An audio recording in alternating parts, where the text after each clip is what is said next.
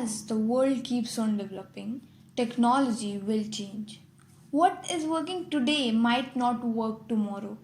So it is better to stay up to date with new emerging technologies and learn how to embrace and use them in your daily life.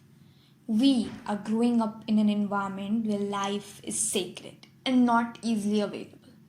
Let's take the current scenario. We have overpopulation, unemployment, global warming, and the cherry on the cake, a pandemic with us. We as students need to study. Just like us, others also need to work in their respective fields. But in a time when you cannot touch anyone or even go near, how will you? The answer is technology. And with this opening statement of mine, I would like to enlighten everyone on how does technology and science helps us in controlling global warming. Because isn't technology and industrialization the reason behind the global warming? Well, partially, yes. But it is the way which can help us to reverse the conditions as well. We can replace fossil fuels from solar energy and wind energy, which are way more affordable and easy to access with high rates of conversion. Wind turbine manufactured today have power rating ranging from 250 volts to 7 megawatts. An onshore wind turbine with a capacity of 2.5 to 3 megawatt can produce more than 6 million kilowatt per hour in a year. That is enough to supply 1500 average electronic households with electricity. A common size solar panel array can produce an average of 350 to 850 kilowatt per hour of AC energy per month. To put that into perspective, a typical household uses about 897 kilowatt per hour per month. We also do have CNG and hydrogen derivative fuels, which help in high production of energy and low or sometimes even no pollution at all. Looking forward, we can see that with overpopulation, there are increasing number of people having different healthcare issues. But with the help of technology and science implementations, the inventions of machines like X-ray, ECG helps us know about different disease before it's too late, and hence we can save the person. Blood sugar tester.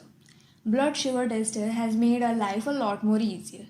Previously, where we used to visit a doctor or a chemist for a blood sugar test, now we can test our blood sugar at any time, any place with just this small device. Electrical appliances like micro oven, toaster, grinder, refrigerator have made our life comfortable.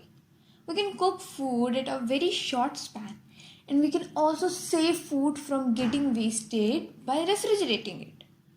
Appliances like fan, air conditioner saves us during the hot summer days. Television, video games help us to entertain ourselves. It is not just today, but as mentioned in the historian texts, industrialization, specifically refrigerators, have helped in having good food going all around the world without rotting. And how the advancement in technology and knowledge in science has helped people get better food at their tables is hidden by none. Now that we are already talking about history, I would like to mention how the science was in ancient times. Homo ludens, a fundamental but often overlooked aspect when considering how human beings acquire knowledge. All of us, from earliest childhood, learn through play, later called recreation or hobbies. This type of learning is very important in discovering how the natural world works. That is, in basic science. Through a study of philosophical instruments, it has become clear that scientific lecture demonstrations to literate audience from about 1700 set a pattern for the demonstration of the fundamental of science that is still with us. Some of the set pieces used by the early lecturer passed into recreational uses during the Victorian period and became toys in the 20th century. The lecture, demonstration, and experimental philosophy practical physics in our terms, developed at the very beginning of the 18th century in England and became of increasing importance in Britain, especially, but also in Holland, elsewhere in Europe, and in New England. The importance lies in the dissemination of scientific knowledge to the different strata of society. It is as though society were a sponge where the ideas of Newton, Boyle, Hooke were gradually carried by many roots into the mass.